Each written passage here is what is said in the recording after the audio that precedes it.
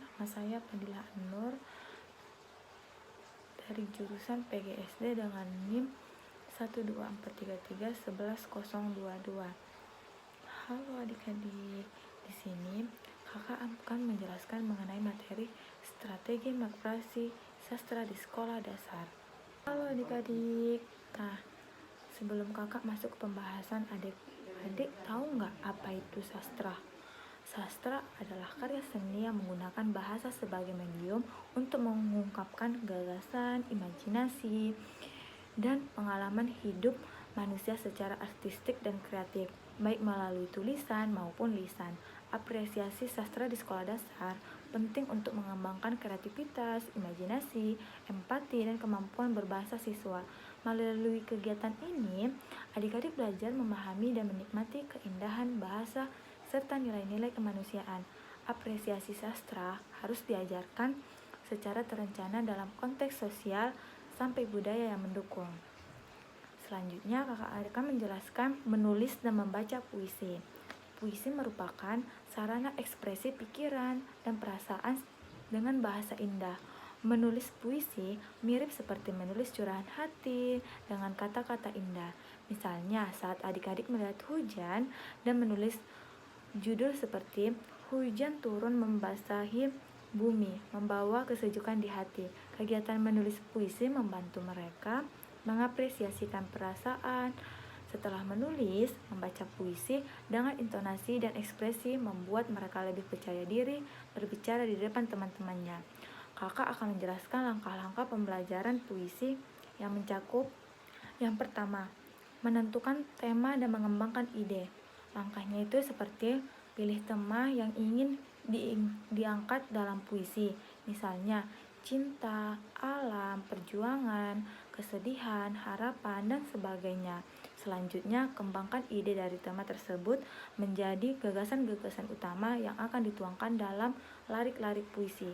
Yang terakhir, bisa dimulai dengan membuat mind map atau catatan kata kunci yang berkaitan dengan tema.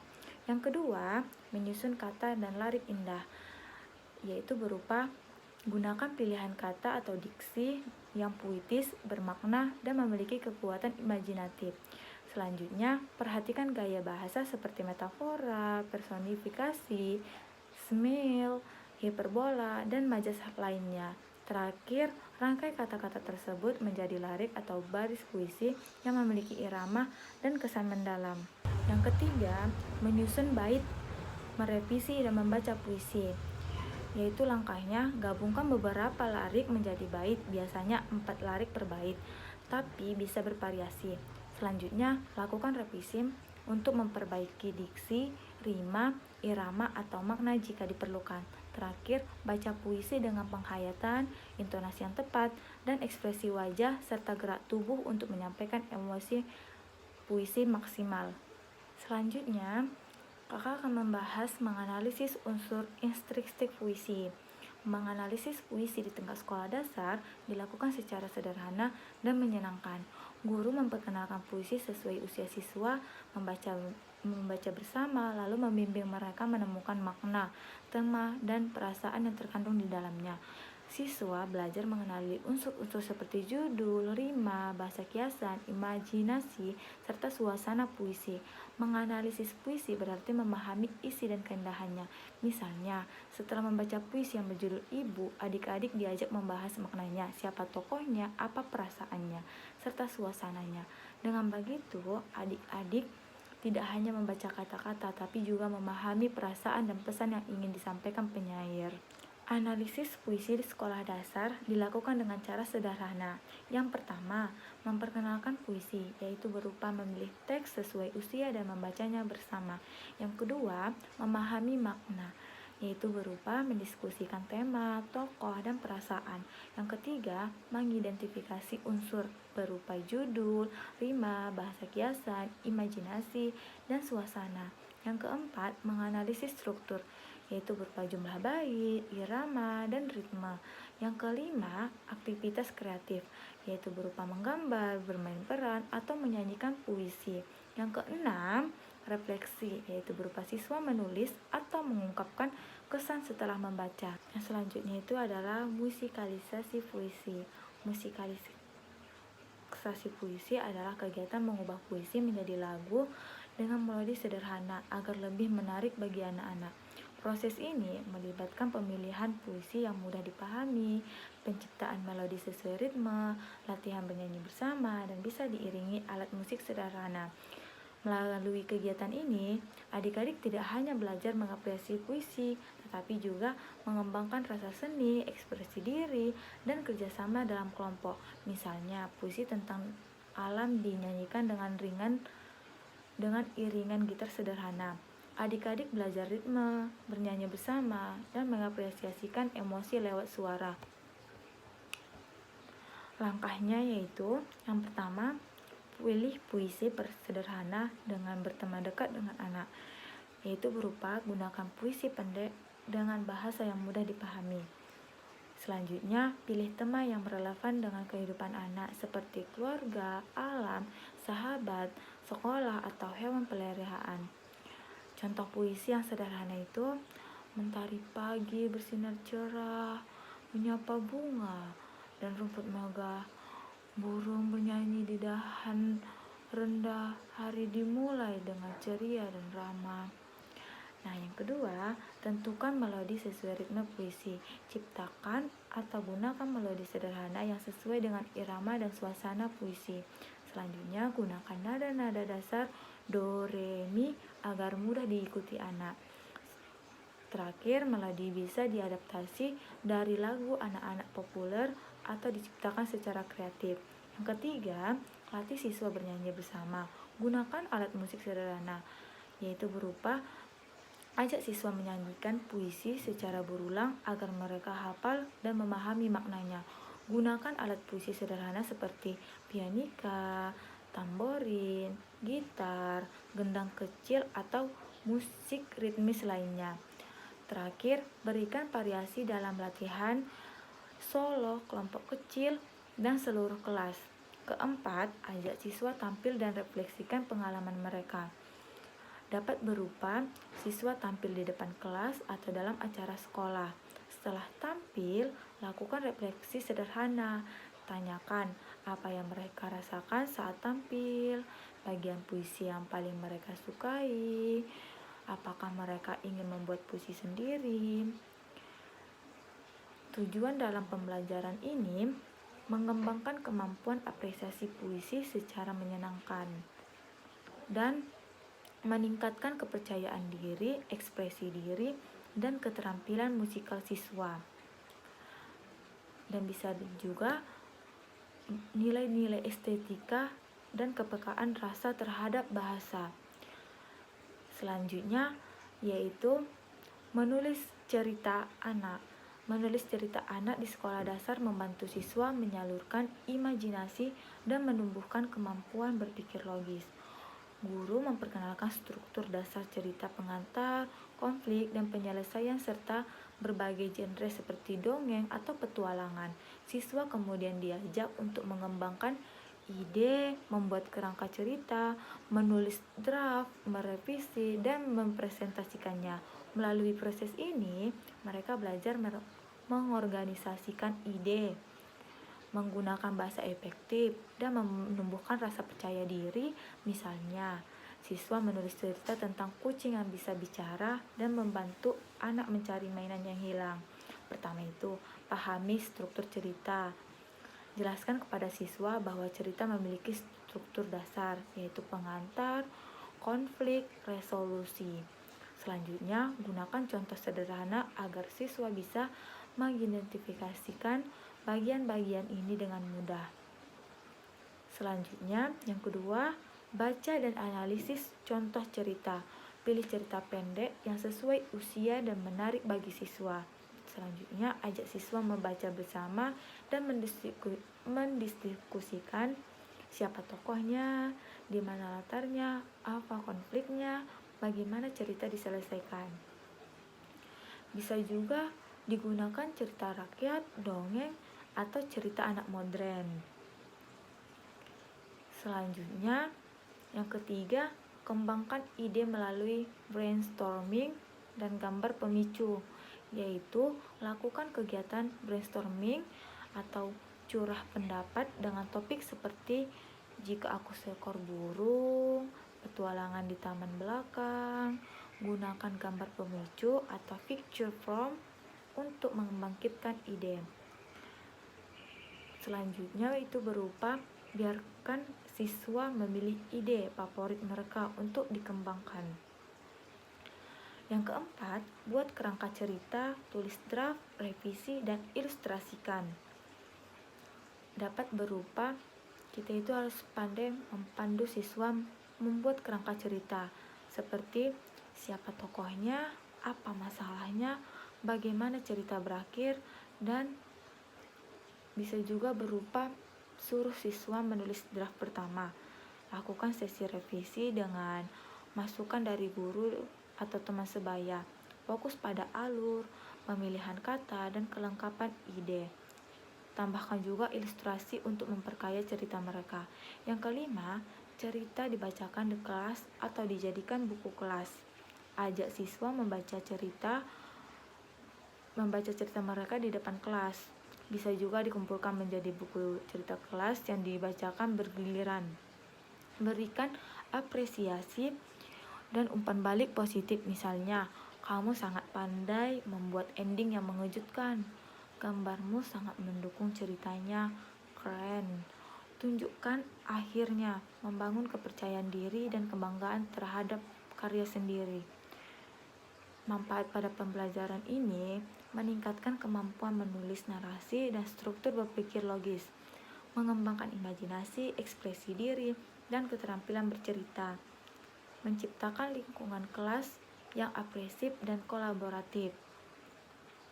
Selanjutnya, kakak akan menjelaskan membaca cerita anak. Dalam pembahasan ini, membaca cerita anak bukan hanya melatih kemampuan membaca, tetapi juga menumbuhkan empati, imajinasi, dan pemahaman nilai moral.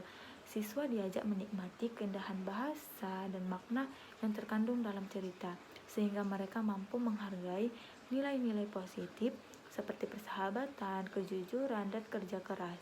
Misalnya, saat membaca cerita tentang anak yang jujur, siswa bisa memahami bahwa berkata jujur membawa kebaikan. Dengan demikian, kegiatan membaca sastra menjadi sarana pembentukan karakter. Selanjutnya, menganalisis unsur intrinsik cerita anak.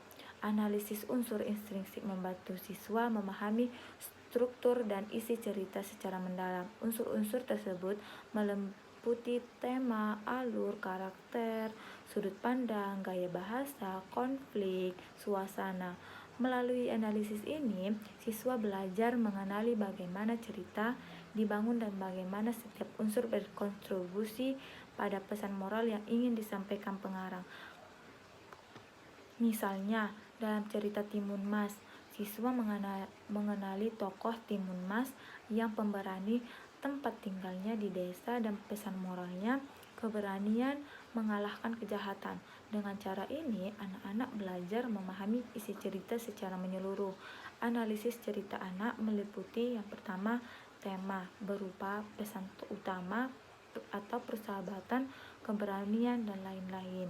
Yang kedua, alur, dan yang ketiga karakter, dan yang keempat setting, yang kelima sudut pandang, yang keenam gaya bahasa, dan yang ketujuh konflik, yang kedelapan simbol dan motif, yang kesembilan ada dialog, dan yang kesepuluh narasi dan suasana, yaitu membangun emosi dan atmosfer cerita.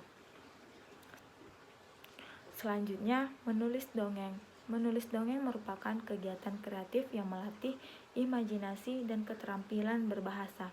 Dalam prosesnya, siswa memilih tema, menentukan tokoh dan latar, merancang alur, menulis dengan bahasa sederhana, dan menambahkan unsur fantasi. Kegiatan ini menumbuhkan kreativitas dan kemampuan berpikir imajinatif, sekaligus menanamkan nilai moral yang dapat dijadikan teladan dalam kehidupan sehari-hari. Menulis dongeng adalah kegiatan menulis kreatif berbasis imajinasi. Contohnya, menulis kisah kupu-kupu yang ingin menjadi pelangi. Adik-adik bisa berimajinasi bebas, namun tetap menyisipkan nilai-nilai baik seperti kerja keras atau rendah hati. Langkah penulisan dongeng itu, yang pertama, tentukan tema dan pesan moral. Kita harus bisa menentukan tema yang misalnya keberanian, kerjasama, kejujuran, dan kebaikan hati. Pesan moralnya, pelajaran atau nilai yang ingin disampaikan melalui cerita. Contoh, keberanian, pesan moralnya, jangan takut mencoba hal baru selama kita punya niat yang baik. Dan yang kedua, pilih tokoh dan latar. Tokoh bisa berupa manusia, hewan, atau makhluk khayalan seperti peri, naga, raksasa. Latar belakangnya itu menunjukkan tempat dan waktu cerita berlangsung, bisa nyata atau imajinatif. Contoh tokoh, tikus kecil bernama Tito. Contoh latarnya, hutan bambu yang selalu berkabut. Dan yang ketiga, rencanakan alur cerita. Struktur dasar alur dongengnya itu di awal perkenalan dan tengah konfliknya, dan yang ke akhir penyelesaian masalah dan penutup cerita. Contoh alurnya, Tito si tikus ingin melihat matahari yang katanya indah, tapi desa mereka selalu berkabut karena ulah naga asap. Dan yang keempat, tulis dengan bahasa sederhana. Gunakan kalimat pendek dan jelas. Hindari istilah yang sulit dipahami pembaca muda. Dan terakhir, gunakan dialog untuk membuat cerita lebih hidup. Yang kelima, tambahkan elemen fantasi. Fantasi membuat dongeng unik dan memikat. Bisa berupa makhluk ajaib seperti peri, naga, monster laut, benda ajaibnya seperti seruling yang bisa mengusir kabut, kue yang membuat terbang, dan tempat ajaib berupa gunung yang bisa bicara, danau pelangi. Contoh, seruling warisan kakeknya bisa mengubah suara menjadi sinar matahari. Dan yang keenam, revisi dan bacakan kembali. Baca ulang dongeng untuk mengecek apakah alur itu sudah runtun, bahasa mudah dimengerti, apa bagian yang perlu ditambah atau yang dikurangi. Bisa dibacakan di depan kelas atau dalam kelompok. Gunakan intonasi dan ekspresi agar dongeng terdengar lebih hidup. Selanjutnya, menulis kembali dongeng yang dibaca atau didengar. Kegiatan menulis ini, dongeng bertujuan melatih siswa memahami isi cerita dan mengekspresikan kembali dengan bahasa mereka sendiri. Melalui kegiatan ini, siswa belajar menyerap nilai-nilai moral, budaya, dan karakter bangsa yang terkandung dalam dongeng. Aktivitas ini juga menumbuhkan kepekaan estetika serta kemampuan menulis dan berpikir kritis secara alami. Selanjutnya, membaca dongeng. Membaca dongeng menjadi sarana efektif menanamkan nilai moral dan memperkaya imajinasi anak. Kegiatan ini dapat dilakukan dengan gaya mendongeng yang ekspresif agar menarik perhatian siswa. Dongeng berperan penting dalam pembentukan karakter dan mengembangkan literasi anak karena mengandung pesan-pesan kehidupan yang sederhana namun bermakna. Selanjutnya, bermain drama. Drama adalah bentuk karya sastra yang memadukan dialog, gerak, dan ekspresi untuk menggambarkan kehidupan manusia. Melalui kegiatan drama, siswa dapat melatih keberanian, kerjasama, komunikasi, dan kepekaan emosi. Pembelajaran drama melibatkan pengenalan unsur seperti tema, alur, tokoh, latar, dan amanat, serta latihan bermain peran. Guru dapat menggunakan media video atau pentas sederhana agar siswa lebih memahami dan menikmati prosesnya. Unsur intrinsik drama berupa yang pertama itu tema, itu gagasan pokoknya. Yang kedua, alur, orientasi, komplikasi, evaluasi, resolusi, koda.